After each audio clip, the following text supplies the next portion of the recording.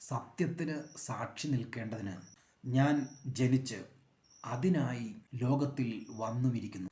സത്യതൽപരരായവർ എല്ലാം എൻ്റെ വാക്ക് കേൾക്കുന്നു. യോഹന്നാൻ 18:37. കർത്താവായ യേശുക്രിസ്തു പറയുകയാണ്, ഞാൻ ജനിച്ച് ഈ ലോകത്തിലേക്ക് വന്നത് സത്യത്തിന് സാക്ഷി നിൽക്കേണ്ടതിനാണ്. സത്യതൽപരരായവർ എല്ലാവരും എൻ്റെ വാക്ക് കേൾക്കുന്നു. ഇത് കർത്താവായ യേശുക്രിസ്തു പറഞ്ഞപ്പോൾ പിലാത്തോസ് ചോദിക്കുകയാണ്, എന്താണ് ഈ സത്യം? നാം ഈ ലോകത്തിൽ ജീവിക്കുമ്പോൾ നമുക്കിഷ്ടമുള്ളത് പറയുന്നു, നമുക്കിഷ്ടമുള്ളത് ചെയ്യുന്നു, നമുക്കിഷ്ടമുള്ളതുപോലെ നാം പ്രവർത്തിക്കുന്നു. എന്താണ് സത്യം? എന്താണ് നീതി? അതൊന്നും നാം ചിന്തിക്കാറില്ല. പിലാത്തോസ് പറയുന്നത് പോലെ എന്താണ് സത്യം എന്ന് അറിയാത്ത അനേകം ആളുകൾ നമ്മുടെ ഇടയിൽ ഉണ്ട്. കർത്താവായ യേശുക്രിസ്തു പറയുകയാണ്, ഞാൻ ഈ ഭൂമിയിലേക്ക് വന്നത് ഈ സത്യത്തിന് സാക്ഷി നിൽക്കേണ്ടതിനാണ്.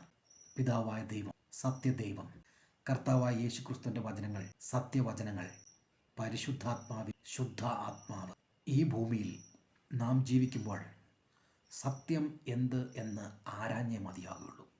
സത്യതൽപരരായുള്ളവരെല്ലാവരും എൻ്റെ വാക്ക് കേൾക്കുന്നു എന്നാണ് കർത്താവായ യേശു പറഞ്ഞത്. സത്യത്തെ അന്വേഷിക്കുന്നവർക്ക് യേശുവിനെ കണ്ടെത്താതിരിക്കുവാൻ കഴിയുകയില്ല.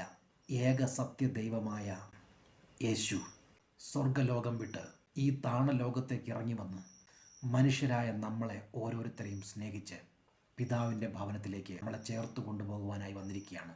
ലോകത്തിന് മറഞ്ഞു കിടക്കുന്ന ഈ സത്യം, അന്ധകാര ശക്തികൾ മറച്ചു വയ്ക്കുവാൻ ആഗ്രഹിക്കുന്ന ഈ സത്യം നാം അന്വേഷിക്കേണ്ടിയിരിക്കുന്നു. അന്വേഷിക്കുന്നവർക്ക് ഈ സത്യം ഒരിക്കലും മറവായിരിക്കുകയില്ല.